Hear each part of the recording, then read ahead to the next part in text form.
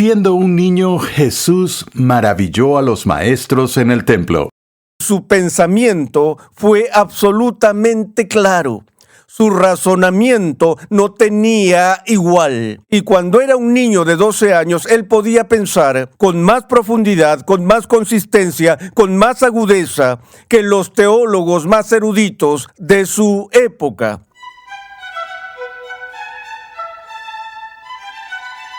Desde niño, Jesús demostró una sabiduría que indicaba que efectivamente era Él el Hijo de Dios. Gracias por escuchar Renovando tu Mente, mientras continuamos con el tercer episodio en esta edificante serie de enseñanza titulada ¿Qué hizo Jesús? En esta serie, R.C. Sproul nos muestra que la vida perfecta de Jesús es tan importante como su muerte y resurrección. En 12 lecciones descubre lo que significa que Cristo sea el segundo Adán y lo que esto significa para los creyentes de hoy. Desde muy temprano en la vida de Jesús, casi todos los que lo rodearon se dieron cuenta de que Él no era un niño común y corriente. Pasemos de nuevo al aula de clases a escuchar al Dr. R.C. Sproul mientras examina lo que un relato de los primeros años de Jesús nos enseña sobre su divinidad y su humanidad. Hoy continuamos con nuestro estudio de la obra de Cristo. Hemos visto varios episodios o momentos en su vida terrenal que son de importancia crítica para entender la obra que Él fue enviado a realizar. Hoy vamos a ver un pasaje que usualmente recibe muy poca atención, pero creo que es importante para la comprensión de su obra. Y ese pasaje es el registro de su visita al templo en Jerusalén cuando solo tenía 12 años. Este es uno de los pasajes raros que tenemos en el Nuevo Testamento que nos enseña algo sobre los llamados años perdidos de Jesús entre su nacimiento y el inicio de su ministerio público que empezó alrededor de los 30 años. Y entonces nos preguntamos qué estuvo haciendo todos esos años, cómo era su vida mientras crecía en Nazaret. Quizá trabajaba en el taller de carpintería de su padre José. Lo único que sabemos entre su dedicación en el templo y su ministerio terrenal es esa visita al templo, excepto por el breve interludio de la huida de la familia a Egipto, ya que José había sido advertido en un sueño de no regresar a casa, sino más bien buscar protección de Herodes huyendo a Egipto. Y no fue hasta que Herodes murió que el ángel le dijo que era seguro regresar a Nazaret. Ahora, esos años perdidos son el tema de evangelios apócrifos, algo fantasioso y creativamente imaginativos, que fueron escritos en el siglo II y III por los herejes gnósticos, en un intento por demostrar que tenían la misma autoridad que los apóstoles, usaban los nombres de los apóstoles con el fin de falsificar sus documentos, como el Evangelio de Pedro y el Evangelio de Tomás y otros. Por supuesto, estos libros fueron sin duda repudiados y rechazados por la iglesia primitiva por no tener origen apostólico ni tener autoridad canónica. Ha habido una ola de interés en ellos ahora, desde la obra más vendida de Dan Brown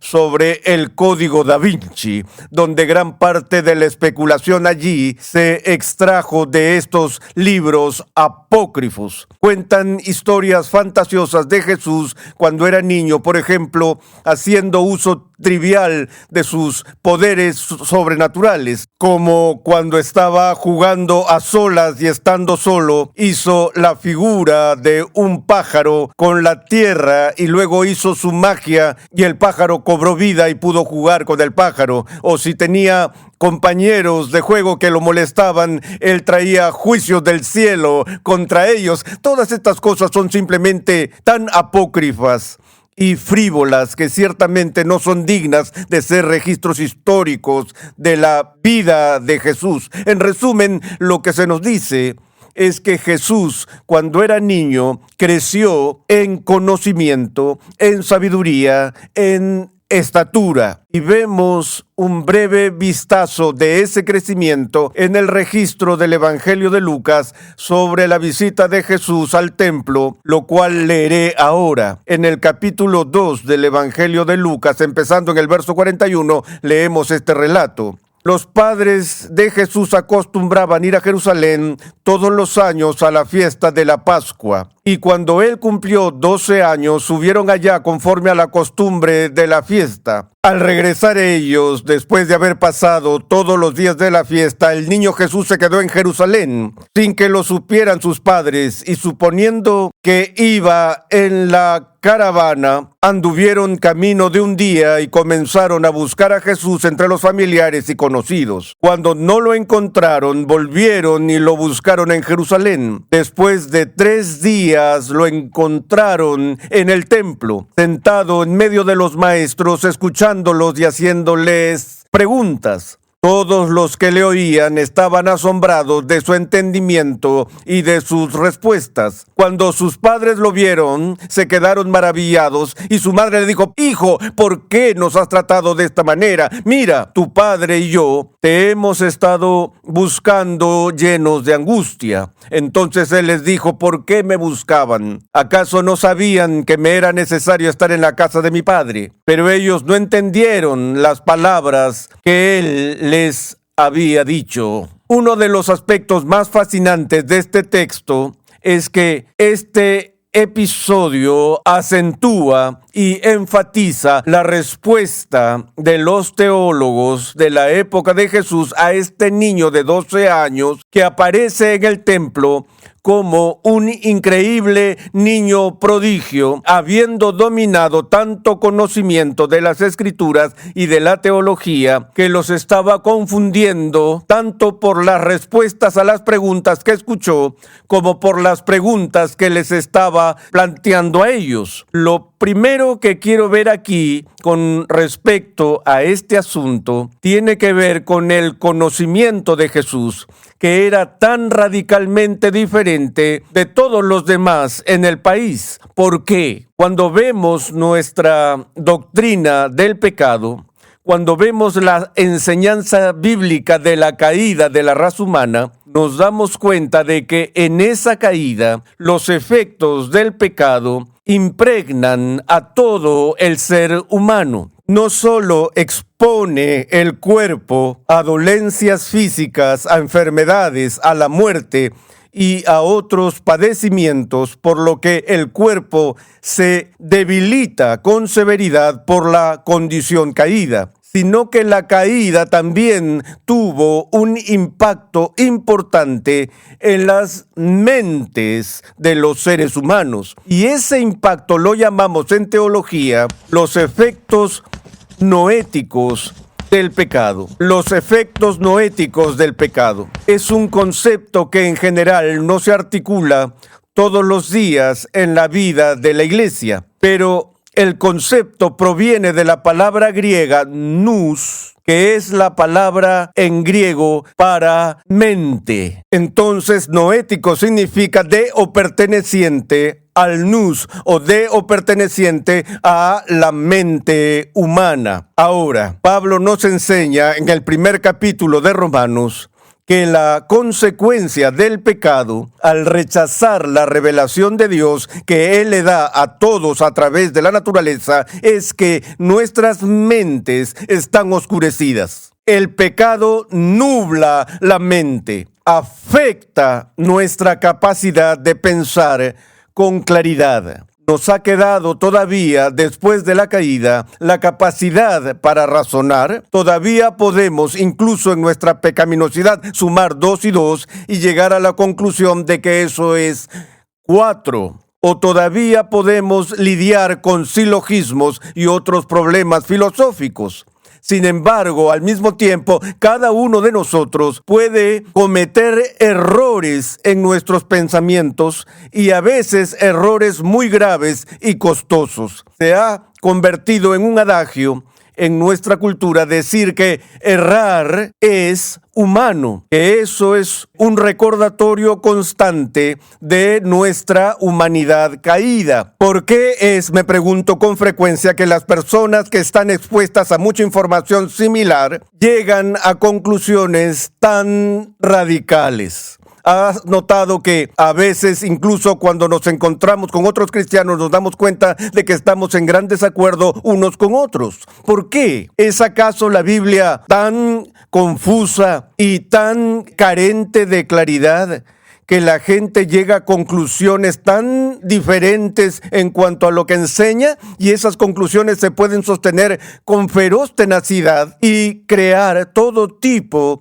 de divisiones y trastornos dentro de la vida de la iglesia, dentro de las vidas de los miembros de la familia, y destruir las relaciones humanas? Todos tenemos el mismo material. Bueno, podemos decir que algunas personas estudian con más diligencia que otras, por lo que es más probable que tengan una mejor comprensión del material que están estudiando, pero todos fallamos en amar al Señor nuestro Dios con todas nuestras mentes, y así todos caemos en periodos de pereza y fracaso en lugar de dedicar nuestro intelecto a la comprensión de las Escrituras. No solo eso, en nuestra condición pecaminosa llegamos al texto con ciertos prejuicios. Y la persona prejuiciada a menudo puede perder el bosque por ver los árboles, porque su mente está en cautividad por ese prejuicio. Si fuiste criado en una tradición en particular y fuiste a una iglesia en particular y te enseñaron la doctrina de esa iglesia en particular, es posible que hayas recibido una enseñanza doctrinal que era incorrecta, pero la recibiste de personas en las que confiabas, tal vez de tus padres, tal vez de tu pastor, y esa es la forma en la que nos enseñaron a pensar. Y luego hablamos de los vínculos establecidos, donde tenemos cierto compromiso previo con la denominación en la que fuimos criados o con las opiniones de mis padres o mis profesores, y es muy difícil cortar vínculos establecidos y estar abierto a la corrección a la luz de una mejor comprensión de lo que enseña la Escritura. No solo eso, el acto mismo de pensar ha sido debilitado por el pecado. Solía enseñar un curso de lógica y asignaba tareas a mis estudiantes después de mostrarles los diversos tipos de falacias lógicas que estábamos tratando de evitar. Yo les decía, ok, ahora quiero que vengan mañana con un ejemplo de la comisión de cada una de estas falacias que acabamos de estudiar. Tal vez vimos 20 de ellas, falacias informales. Y decía, quiero que vengan con ejemplos de estas del periódico de mañana. Y no era difícil encontrar un ejemplo de cada una de esas falacias presentes en la última entrega de las noticias. De hecho, en nuestro libro de trabajo, cuando veíamos ejemplos de estas falacias, no las extraíamos del periodismo popular, sino que las extraíamos de las mentes más grandes de la historia del mundo. Veíamos un error lógico aparente en una declaración de Platón, o de Descartes, o de Immanuel Kant, o de David Hume, o John Stuart Mill, porque todas las personas, incluso aquellos que son en extremo brillantes, todas pueden cometer errores lógicos. ¿Se imaginan a un ser humano funcionando mentalmente sin ninguno de los efectos noéticos del pecado?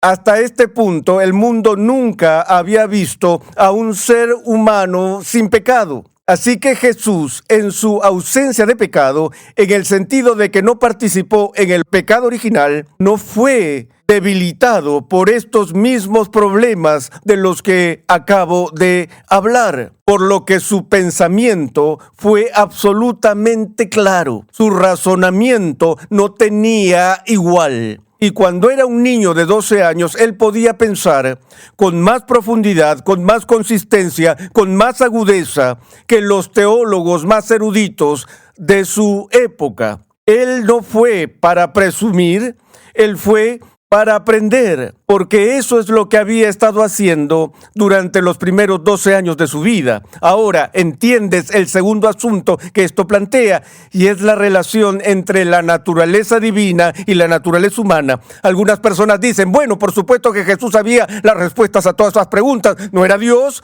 ¿Y Dios no es omnisciente? Sí, Él era Dios encarnado, y sí, Dios es omnisciente, pero en su naturaleza humana, a Jesús no se le dio un cerebro divino. Él no estaba dotado en su naturaleza humana con el atributo divino de la omnisciencia. La naturaleza divina podía comunicar información al Jesús humano, y vemos de vez en cuando a Jesús asombrando a las personas con el conocimiento sobrenatural que estaba a su disposición. Pero la naturaleza divina no comunicó el atributo divino de la omnisciencia a la naturaleza humana, como algunos han tratado de argumentar a lo largo de la historia de la iglesia. Eso habría sido una violación a su verdadera humanidad. Así que en todo caso vemos a Jesús viniendo al templo. Era costumbre que un año antes de que un niño hiciera su bar mitzvah, que su familia lo llevara al templo para que se acostumbrara a los procedimientos que se seguirían allí en Jerusalén al año siguiente. Y la gente venía de grandes distancias subiendo a Jerusalén para la Pascua. Y la familia de Jesús venía de Nazaret, y vendrían no solo con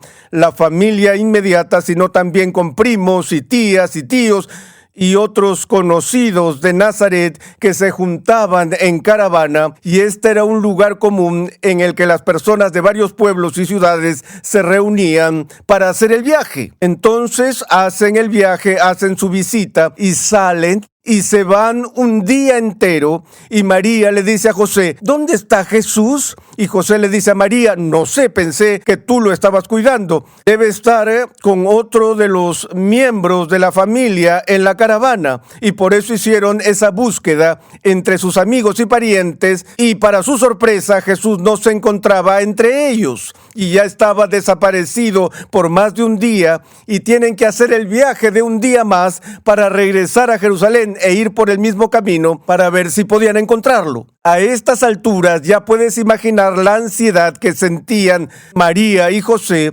preguntándose acerca de su inusual hijo y sobre dónde estaba. El registro nos dice que después de 3 días lo encontraron en el templo, en medio de los maestros, y leemos, todos los que le oían estaban asombrados de su entendimiento y de sus respuestas. Así que cuando lo vieron se sorprendieron, y su madre le dijo, hijo, ¿por qué nos has hecho esto? Aquí hay un punto que uno podría usar para argumentar en contra de la ausencia de pecado de Jesús. Después de todo, Él de verdad está preocupando a María, y ella está preguntando, ¿por qué nos has hecho esto? Ella ve esto como una ofensa hacia ella, hacia su esposo y hacia toda la familia. Jesús dice, ¿por qué me buscaban? Ellos dijeron, ¿por qué hiciste esto? Y Jesús dijo, ¿qué pasa con ustedes? ¿Por qué me están buscando? Deberían saber dónde estaba. Deberían saber lo que estaba haciendo. No saben que debo ocuparme de los asuntos de mi Padre, pero no entendieron la declaración que Él les dijo. Entonces hay un problema de conocimiento aquí. María y José no sabían dónde Él estaba o por qué estaba haciendo lo que estaba haciendo. Él sabía lo que estaba haciendo y tenía una comprensión clara de por qué lo estaba haciendo. Por eso, en cierto sentido, aquí Jesús, con suavidad, con cortesía, con amabilidad, está reprendiendo a su madre por no saber qué. A la luz de toda la revelación que se le ha dado, y en particular en el momento de su anunciación, que ella debería haberlo sabido. Ella había estado meditando y reflexionando sobre esto todos estos años, preguntándose realmente, ¿cuál es el destino de mi hijo? ¿Cuál es el significado del nacimiento virginal que tuve y el mensaje que me fue dado por el ángel Gabriel y luego por la profetisa Ana y también de Simeón en el templo? ¿Quién es este niño? ¿Qué va a ser de él? ¿Qué hace? Y él dice, ¿no sabes que se supone que debo ocuparme en los asuntos de mi padre? Pueden imaginar a María diciendo, sí, y el negocio de tu padre es la carpintería, allá en Nazaret, y allí es donde deberías haber estado, ayudando a tu papá. Pero Jesús está hablando de su Padre Celestial. Y esto también nos da una idea de su obra. Aquí, con tan solo 12 años, en su creciente percepción, en su creciente autoconciencia sobre cuál es su tarea en esta tierra, al menos él sabe esto, que tiene un trabajo por realizar para su Padre. Y ese trabajo tiene que ver de alguna manera con el templo y con todo lo que se está discutiendo allí en el templo. Ahora, como el Hijo de Dios encarnado, también entendemos que hay una especie de subordinación entre el Hijo y el Padre en la Trinidad. Hablamos de las distinciones en la economía de la Trinidad. Es decir, las distinciones que tienen que ver con la obra de Dios. Es el Padre quien envía al Hijo. Es el Hijo, como mencioné antes, quien viene y realiza la obra de redención. Es el Espíritu quien luego es enviado para aplicar la obra de redención a las personas. De modo que aquí incluso el Hijo terrenal, junto con la segunda persona divina de la Trinidad, es consciente de esta responsabilidad subordinada. Y Jesús tiene esta obsesión, él tiene esta compulsión de hacer lo que el Padre le ha enviado a hacer. Más tarde se diría de él que su carne y su bebida era hacer la voluntad del Padre. Y creo que no pasó mucho tiempo para que María y José, a pesar de que no lo entendieron del todo, de cierto entendieran que Jesús tenía una misión ante Dios sobre la que ellos habían sido informados. Una vez más, no conocían los detalles, pero creo que hablaron mucho en el camino de regreso a Nazaret sobre este episodio. Pero me alegro de que haya sido incorporado por Lucas, y Lucas es el único que nos cuenta esto. Cuando Lucas escribe su evangelio, al principio del evangelio nos dice que se había comprometido a dar un relato de los hechos, y todo parece indicar que entrevistó a María, porque tenemos más información sobre su nacimiento, su infancia y su vida temprana de parte de Lucas que de cualquier otra persona. Y entonces estoy seguro de que por el apoyo y el poder del Espíritu Santo junto al testimonio de María, estamos recibiendo este relato que nos prepara para entender la creciente autoconciencia y fijación de Jesús en la misión que le había sido dada por su Padre.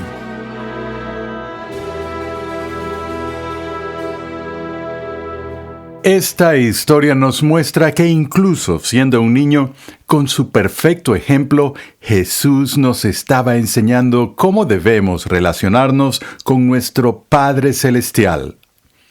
Estás escuchando Renovando tu Mente, mientras continuamos con la serie del Dr. Sproul, ¿Qué hizo Jesús? Visita nuestra página web renovandotumente.org, donde podrás solicitar gratuitamente una guía de estudio para tu edificación personal o para usarla en grupos pequeños. Conexión Ligonier ya está disponible. Conexión Ligonier permite a cristianos en crecimiento estudiar en línea gracias a una amplia biblioteca de cursos interactivos en video impartidos por el fundador de Ministerios Ligonier, el Dr. R.C. Sproul, y otros destacados pastores, teólogos y expositores cristianos. Cada curso contiene herramientas de estudio para ayudarte a aplicar lo que estás aprendiendo, incluyendo pruebas opcionales, preguntas de discusión, así como también la facilidad de visualizar tu avance en cada paso. Tienes la flexibilidad de tomar todos los cursos que quieras, cuando y donde quieras, y al ritmo que más te convenga. Para más información, visita conexionligonier.com. El bautismo de Jesús marcó el comienzo de su ministerio público. En el siguiente episodio de Renovando tu Mente, R.C. Sproul examina de cerca el bautismo de Jesús, explicando lo importante que fue en su vida y lo relevante que es para nuestra salvación. Escucha un avance de nuestro próximo programa. Aunque Dios lo había enviado para hacer el cumplimiento de las profecías del Mesías, Jesús durante su juventud no corría por ahí siendo el Mesías. Él no empezó esa misión sino hasta que fue bautizado.